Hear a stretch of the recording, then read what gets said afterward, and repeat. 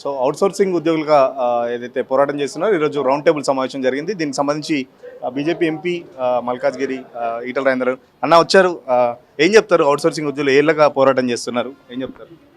వాళ్ళకు consolidate payment అన్న ఇవ్వాలి. నెంబర్ 1.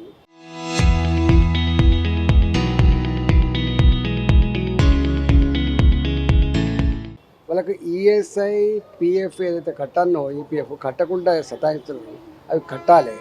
ఈ మధ్యవర్తులు ఎవరైతే అవుట్సోర్సింగ్ ఏజెన్సీ ఉన్నదో గివీల దగ్గర దోసుకునే పద్ధతి కంటే ఏదైనా ప్రభుత్వ పరంగా ఒకటి పెట్టి సిస్టమ్ పెట్టి వాళ్ళకి అవుట్సోర్సింగ్ ఏజెన్సీల యొక్క ఈ కమిషన్ కటింగ్ లేకుండా ఉద్యోగ భద్రత ఉన్నట్టు తప్పకుండా చేసుకోవాల్సి ఎక్కడిది. అదేవిధంగా వీళ్ళకు చనిపోతే ఏం రాదు, అర్ధాంతరంగా ఏమైనా చనిపోతే ఏం వచ్చే ఆస్కారం లేదు, వాళ్ళకు పెన్షన్ వచ్చే ఆస్కారం లేదు, మళ్ళీ కంపాన్సేటరీ పోస్ట్ వచ్చేటువంటి ఆస్కారం లేదు.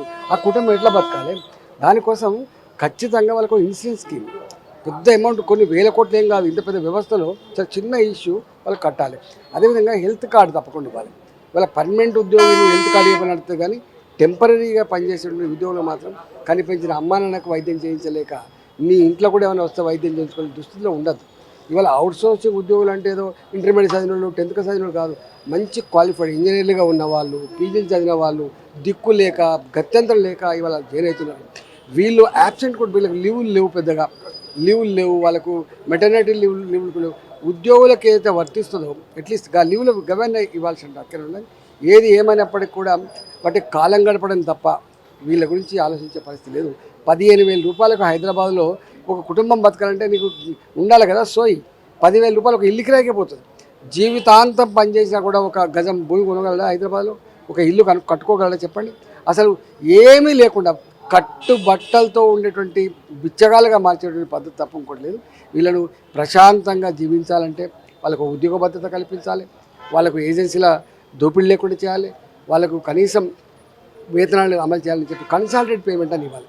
మనం లెక్చరర్స్కి ఇచ్చినాం, మనం డిగ్రీ కాలేజ్ లెక్చరర్స్ కానీ ఇంటర్మీడియట్లో పనిచేసిన వాళ్ళకి కానీ ఏమి ఇచ్చినా మనం సమాన పనికి సమాన వేతనం ఇచ్చినాం. వాళ్ళకు కూడా సమాన పనికి సమాన వేతనం ఇస్తే బాగుంటుంది. గతంలో మీరు ఆర్థిక మంత్రిగా పనిచేశారు, ఇవన్నీ చేస్తే ప్రభుత్వం మీద ఎంత మేరకు భారం పడుతుంది? అసలు భారం ఇది ఏం భారం అండి? ఇది ఇప్పుడు భారమే లేదు. ఇప్పుడు ఈపీఎఫ్ ఉంది, గవర్నమెంట్ ఆల్రెడీ ఇస్తూనే ఉంది, కానీ కడతలేడు ఏజెన్సీ అంటాడు, ఎగపెడుతున్నాడు.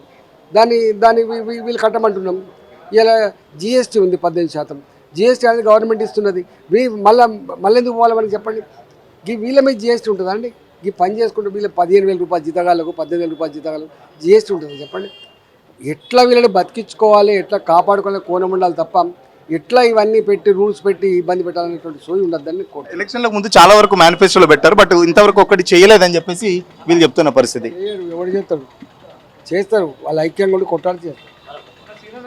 ఖచ్చితంగా ఏదైతే కాంగ్రెస్ పార్టీ హామీ ఇచ్చిందో దానికి సంబంధించి మేనిఫెస్టోలో ఎలాంటి హామీలు ఇచ్చారో దానికి సంబంధించి ఖచ్చితంగా అమలు చేయాలి. దానికి సంబంధించి వీళ్ళు పోరాటం చేస్తేనే వీళ్ళ హామీలు కూడా అమలవుతాయని చెప్పేసి చెప్తున్న పరిస్థితి. ఖచ్చితంగా వీళ్ళకు ఉద్యోగ భద్రతతో పాటు హెల్త్ కార్డ్స్, లేకపోతే ఏజెన్సీల నుంచి దోపిడీ ఏదైతే జరుగుతుందో ప్రతి నెల ఆ దోపిడీని కూడా ప్రభుత్వం అరికట్టాలి. ఖచ్చితంగా వీళ్ళకి ఇచ్చిన హామీలన్నీ అమలు చేయాలని చెప్పేసి ఎంపీ ఈటల రాజేందర్ డిమాండ్ చేస్తున్న పరిస్థితి. వీడియో జర్నలిస్ట్ సతీష్తో సురేష్, RTV కోసం, హైదరాబాద్.